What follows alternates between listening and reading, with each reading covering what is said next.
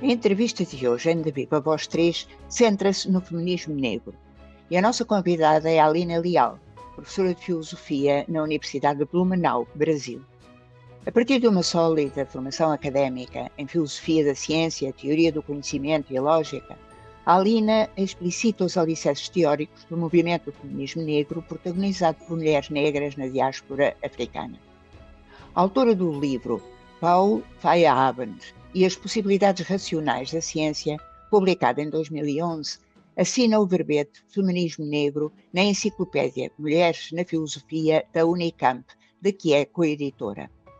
Na Universidade de Blumenau, preside a Comissão de Trabalho Permanente do Setor de Diversidade, coordena o curso de Filosofia e lidera o Genera FURB, Grupo Interdisciplinar de Pesquisas em Género, Raça e Poder.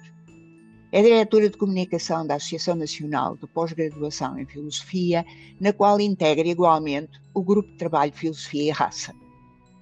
A entrevista é conduzida por Fernanda Henriques, coordenadora do Centro de Filosofia e Género da Sociedade Portuguesa de Filosofia e professora emérita da Universidade de Évora. Aline, muito obrigada por ter acedido a participar no projeto de Viva Voz, na sua terceira edição, e ter decidido conceder-nos esta entrevista. Agradeço-lhe muitíssimo a sua disponibilidade. E esta conversa que vamos ter, no fundo, vai andar à volta, digamos assim, da sua formação filosófica e da sua teorização do feminismo negro. Sendo a sua formação de base e pós-graduação e doutoramento, e mesmo pós-doutoramento, essencialmente ligada à filosofia do conhecimento, à filosofia da ciência e à lógica. Eu gostava de lhe perguntar como é que passou desta filosofia pura e dura, como nós costumamos dizer, para o feminismo.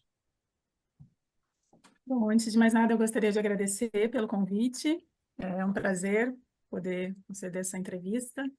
Bom, e respondendo já essa tua primeira pergunta, durante toda a minha formação, né, trabalhar teoria do conhecimento, trabalhar lógica, antes de mais nada, a gente pensar quem são os sujeitos e sujeitas de conhecimento. Isso, por um lado, dentro do contexto teórico mesmo dessas áreas, né? E, por outro lado, quando se pensa nisso, né, eu, enquanto uma mulher negra, sempre me questionei, né, o porquê que, sobretudo nessas áreas da filosofia, não existiam menos ainda mulheres, pessoas negras, e muito menos mulheres negras. Então,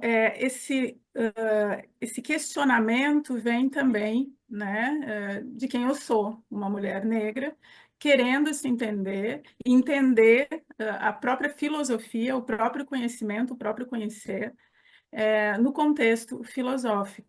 Né? E dentro disso também tem toda uma perspectiva da minha experiência, que já no terceiro semestre de graduação, eu iniciei pesquisa de iniciação científica em filosofia da ciência e entrei em contato com Paul Feyerabend. E Paul Feyerabend é aquele filósofo que, sobretudo, ele questiona, ele fala muito dos sujeitos e das sujeitas de conhecimento, mas questiona esse padrão que é um padrão que vem a partir da própria epistemologia, do que é o conhecimento, quem são aqueles aptos a conhecerem, né, os sujeitos cognoscentes, e a partir daí, embora ele seja conhecido como aquele que destrói tudo dentro do contexto do conhecimento da ciência, ele é aquele que, com uma retórica muito própria, né, ele nos faz ver que produzir conhecimento, fazer ciência, é algo que se dá dentro de uma diversidade. né?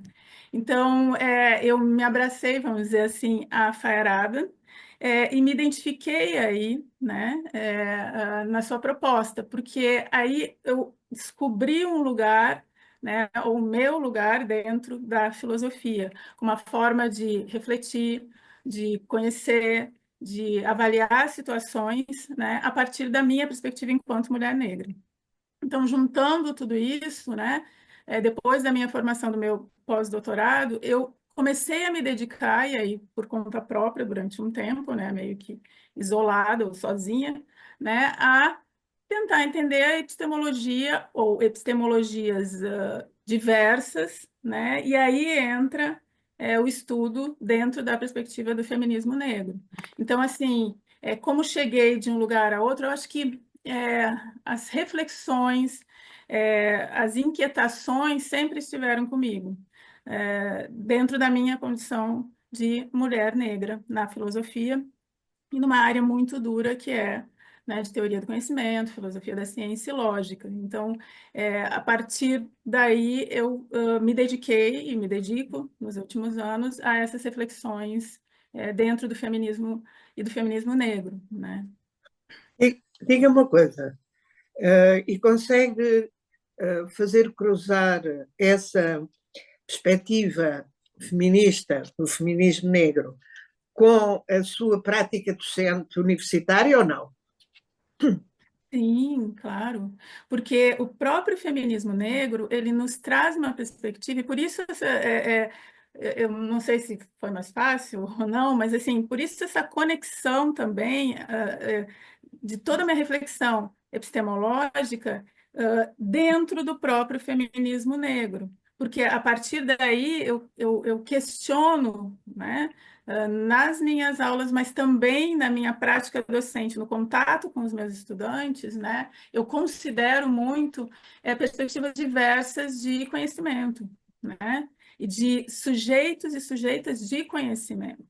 Então, por um lado, eu trabalho isso teoricamente, né, então questionando isso, trazendo autores que falam em diversas epistemologias, ou epistemologias não universalistas, e, por outro lado, na minha prática docente, no contato, né, com discentes e na minha atuação prática, né, na universidade e nos ambientes acadêmicos, é considerar também as diversas pessoas que vêm trabalhar a filosofia e de distintas áreas, inclusive, né?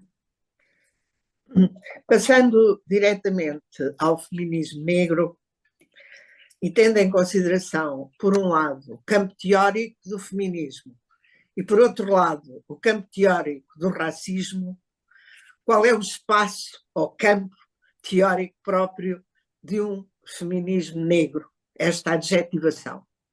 Qual é o espaço desta adjetivação ao feminismo?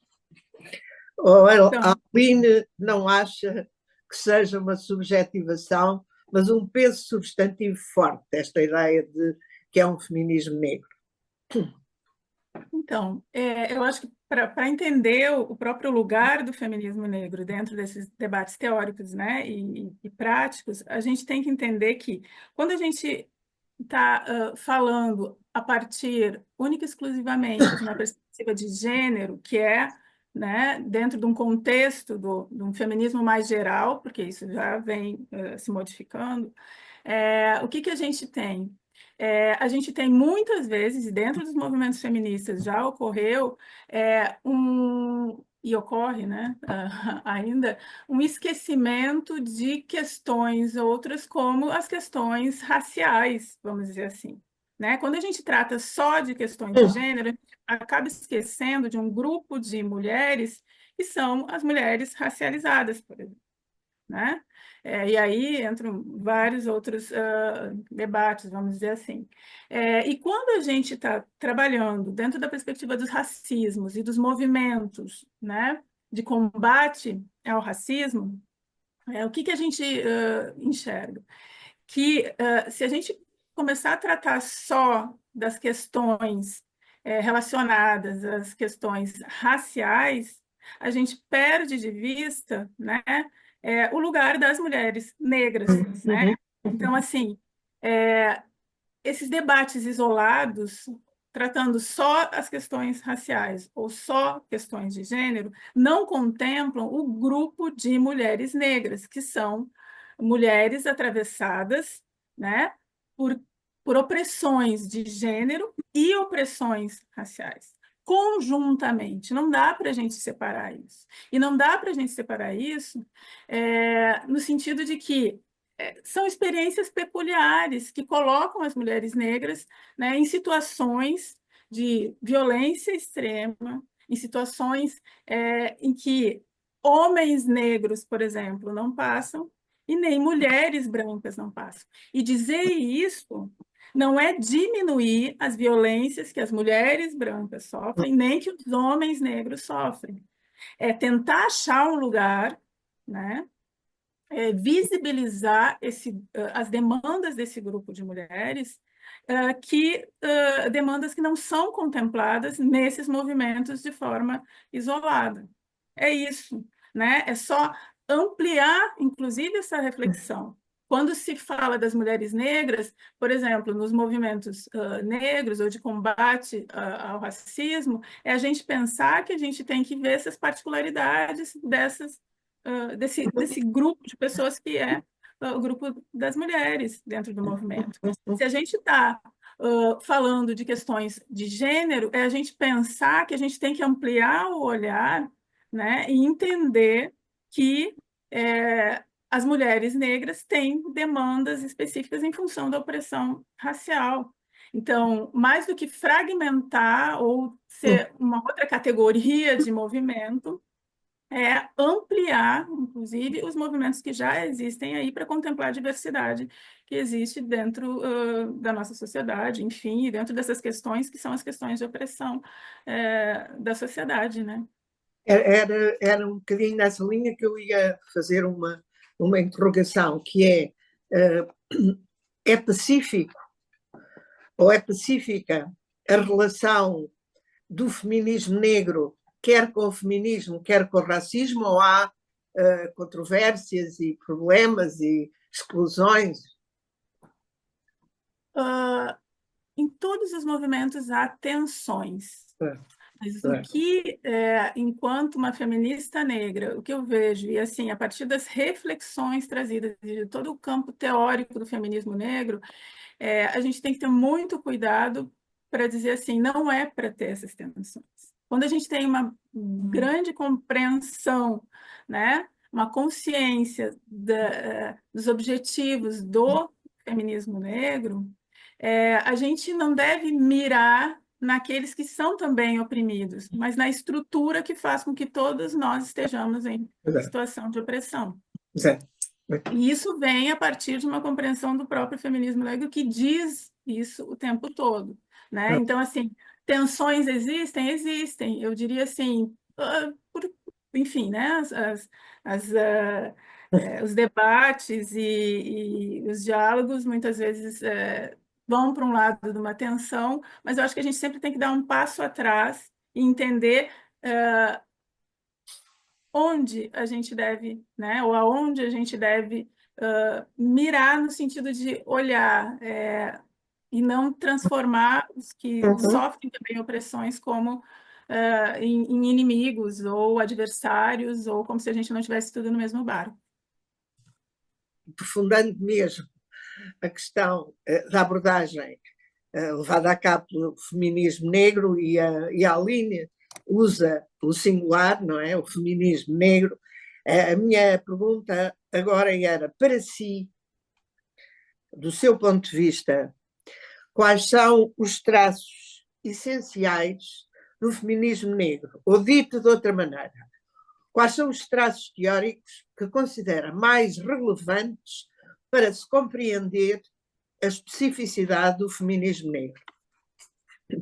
Bom, primeiramente, né, eu acho que tem um traço teórico que nos permite essa análise, né, que é uma ferramenta analítica que a gente utiliza no feminismo negro, que é a perspectiva, que é o conceito, enfim, hoje em dia muito utilizado, da interseccionalidade. Esse é um ponto importante. É entender que as opressões raciais, de gênero, e aí também, muitas vezes, de classe, se interseccionam sobre as mulheres negras. Então, assim, esse é uma perspectiva, é um ponto teórico que a gente tem que compreender do movimento. Um outro aspecto, vamos dizer assim, teórico do feminismo negro é a compreensão de que esse movimento, né, feminista negro não é um movimento essencialista, portanto, não é universalista, no sentido de que, quando se fala em mulheres negras, né, mesmo que a gente utilize o feminismo negro, a gente está falando de uma diversidade de mulheres. Não há uma característica essencial, né, que faça, né, o que a gente possa apontar e diga, esta é uma mulher negra. Por que a gente ressalta isso? Porque não é uma característica essencial que faz com que a gente sofra determinadas opressões. O que faz com que a gente sofra determinadas opressões é uma construção social, né? E somos diversas a partir daí. A gente tem um eixo comum de opressões, né? Mas essas opressões a gente lida de distintas formas, e essas opressões elas incidem sobre nós, enquanto mulheres negras, de distintas formas. Então, nós somos diversas também aí, né? E nós reagimos a isso também de distintas formas. Então, é muito importante esse traço não essencialista, não universalista do feminismo negro. Um outro ponto importante é a questão que a gente já mencionou aqui, que não é um movimento que venha para fragmentar movimentos já existentes. E não fragmenta por quê? Porque os objetivos do feminismo negro são, digamos assim, o foco é nas opressões estruturais da sociedade. É a gente compreender essas opressões, né? Essa estrutura da sociedade que gera opressões sobre as mulheres negras. Isso é fundamental, né? Então, a ideia aí é, sobretudo, focar e entender a sociedade que nos oprime. E um outro aspecto, eu diria assim, que é o aspecto teórico-prático, né? É um movimento teórico porque abarca toda uma reflexão a respeito do nosso lugar no mundo, ao mesmo tempo em que a nossa experiência enquanto mulheres negras é muito importante também.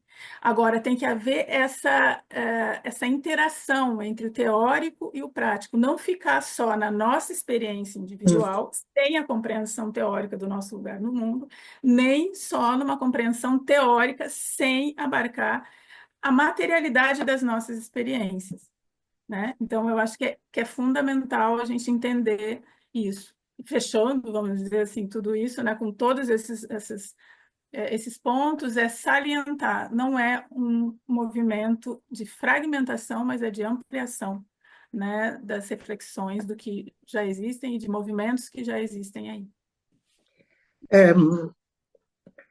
Na sua primeira resposta, e agora nesta, aparece essa chamada de atenção para a questão do universalismo. E, no fundo, essa demarcação do universalismo. Quer explicar um bocadinho melhor isto? Eu explico porque é que pergunto isto. É porque, no fundo, e eu também sou de filosofia, nós na filosofia estamos habituadas a pensar que a intencionalidade filosófica é universal. Como é que articula esta questão? E porquê é que existe essa questão? Eu acho que o universalismo, o modo como é trabalhado a partir de uma perspectiva essencialista, se impõe e apaga perspectivas de diversidade, seja perspectivas eu vou trazer aqui do campo epistemológico, de distintos conhecimentos, seja perspectivas de valores, né? E valores morais, estéticos e tudo mais, né? Então, assim, quando a gente fala desse universalismo, é esse universalismo que se impõe como única forma de se fazer filosofia, que eu estou falando no sentido mais amplo, né? E teórico dentro do contexto da filosofia.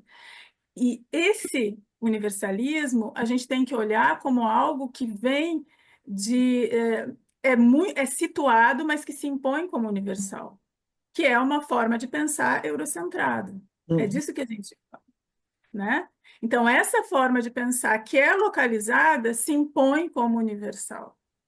E é isso que a gente diz, não, não é esse universal. E quando a gente parte de uma perspectiva da existência do diverso, a gente também não está dizendo que existe assim, a gente caia num relativismo extremo. Não é isso. A partir da diversidade é possível, inclusive, uma interculturalidade, uma interação, sobretudo, dar voz àqueles que foram silenciados a partir dessa imposição desse padrão, né?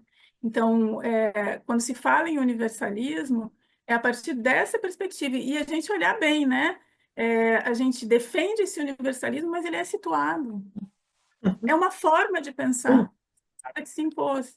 Então, o feminismo negro ele vem muito nessa direção, né? De questionar isso e dizer, olha, inclusive, essa imposição tirou o lugar das mulheres negras como sujeitas de conhecimento ou sujeitas conscientes, né? Bom, e não é só o feminismo negro, não é? Há muitas feministas brancas a contestarem essa perspectiva universalista que, no fundo, herdamos da modernidade, sobretudo da modernidade, e que não é só eurocentrada, é também brancocentrada, para dizer de alguma maneira, não é? Sim, quando a gente, claro, quando a gente traz essa perspectiva, a gente está pensando muito assim, branco-centrada, androcêntrica, né? Total. Total. Então, todos esses valores, eles são impostos, e a gente está aqui lutando para dizer, a gente faz filosofia, né? E, no entanto, a Aline continua a usar feminismo no singular e não Sim, feminismos negros. sim. Em termos de denominação mesmo, né? Eu acho que para utilizar assim, em letra maiúscula, para a gente conseguir entender que isso abarca essa diversidade, né? E também tem esse ponto e aí talvez seja uma retórica mesmo, né? Para as pessoas não caírem naquela ideia de perspectivas relativistas, e é isso, são várias coisas. Não, a gente tem aí um eixo comum aí, né? A gente tem um direcionamento, a gente está falando de algo aí que nos atravessa, que é comum a todas nós, enquanto mulheres e negras. Então, isso também é importante a gente entender. Dentro da diversidade há uma uniformidade, não uma universalidade. Mas é engraçado, porque, no fundo, o fantasma do relativismo é o fantasma de uma certa perspectiva dogmática e que, no fundo, tende a considerar que as interpretações diversas são cada uma delas relativistas, como se o ser humano não fosse um ser que interpreta e, portanto, nós falamos sempre de algum lugar, não é? Portanto, esse fantasma do relativismo é, no fundo, um fantasma, eu diria, tão pesado como o fantasma de dizer, mas isso é ideologia, não é? Ou seja, há aqui digamos, eu diria, um construto dogmático e que atira para cima das perspectivas que tendem a dar voz a outras coisas, a outras situações, a outros para usar a sua expressão, a outro tipo de sujeitos, tendem digamos, de alguma maneira, a tirá-los à parede com a ideia, quer do relativismo, quer de dizer isso é ideologia. Mas pronto,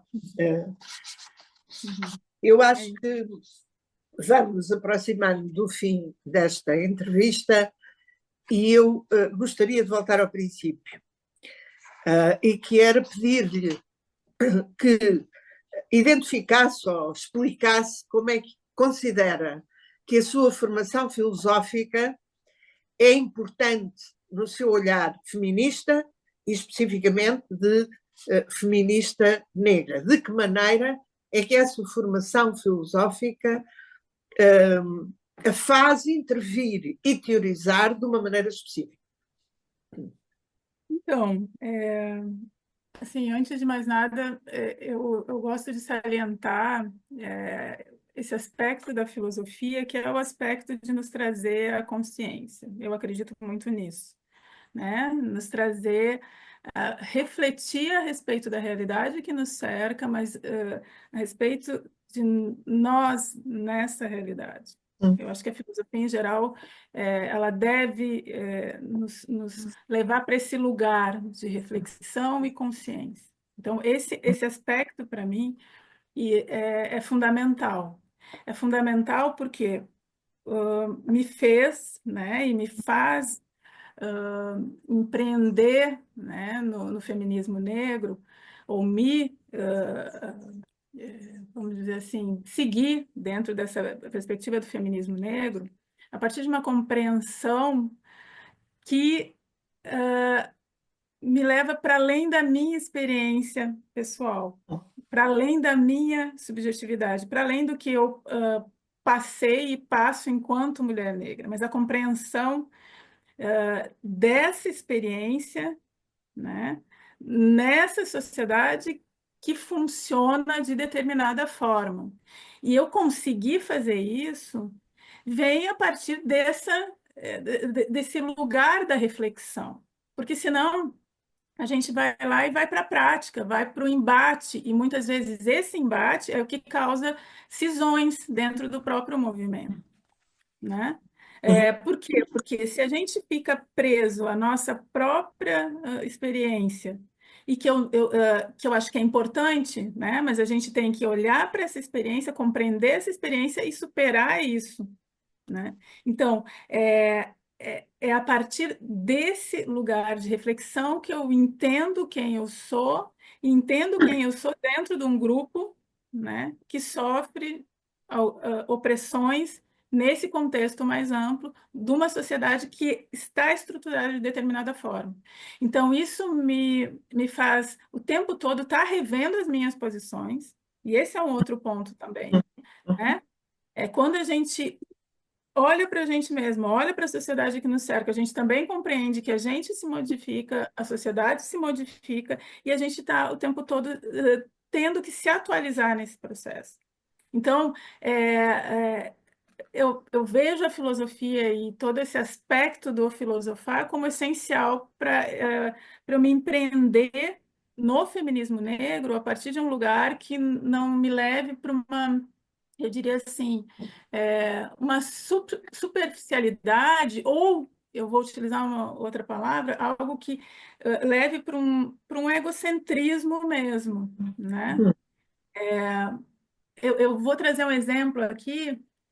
Eu já há algum tempo, desde que comecei a falar sobre feminismo negro, muitas vezes me colocam num lugar que, assim, como referência. Eu costumo dizer o seguinte: eu não quero ser referência, porque a referência é um lugar do topo, e eu luto para que não exista esse topo, né? Então, é um pouco nesse sentido, e eu acho que essa consciência eu tenho muito em função desse processo reflexivo que eu desenvolvo o tempo todo, o tempo todo, né? Então, eu acho que a filosofia é essencial em qualquer movimento, a reflexão dentro dos padrões, né, de conscientização dentro de qualquer movimento que a gente vai empreender. E para mim foi e é fundamental. E considera que é um lugar específico, por exemplo, que a sociologia não pode fazer? Ou seja, a dimensão filosófica tem o seu lugar nesse diálogo, por exemplo, com a sociologia, porque de alguma maneira, se tiver aqui um colega ou uma colega da sociologia, podem dizer, bom, mas essa reflexão, nós também fazemos. Do seu ponto de vista, como é que esta... Para mim, fazem a partir de um outro lugar. A reflexão filosófica, ela se dá a partir de um lugar e a reflexão sociológica de outro lugar. Podem dialogar tranquilamente, né? Desde que uma não queira ocupar o lugar da outra. Eu acho que é fundamental. Inclusive, é interessante, porque, não sei, podem cortar isso, mas eu sou casada com um sociólogo, então a gente debate muito. A partir de lugares distintos. E, portanto, tem muita consciência de que a sociologia é um lugar e a filosofia é outro lugar. Sim, e a gente muitas vezes consegue chegar num ponto de reflexão aí e compreensão que é muito interessante a partir de, né, diversos aspectos que a gente reflete da nossa realidade. Bom, Aline, chegamos ao fim deste espaço-tempo. Foi muito interessante e muito útil também para mim estar aqui a conversar consigo, e volto a agradecer-lhe essa sua disponibilidade para participar no nosso projeto de Viva Voz, na sua 3ª edição. Muito obrigada, Aline. Muito obrigada.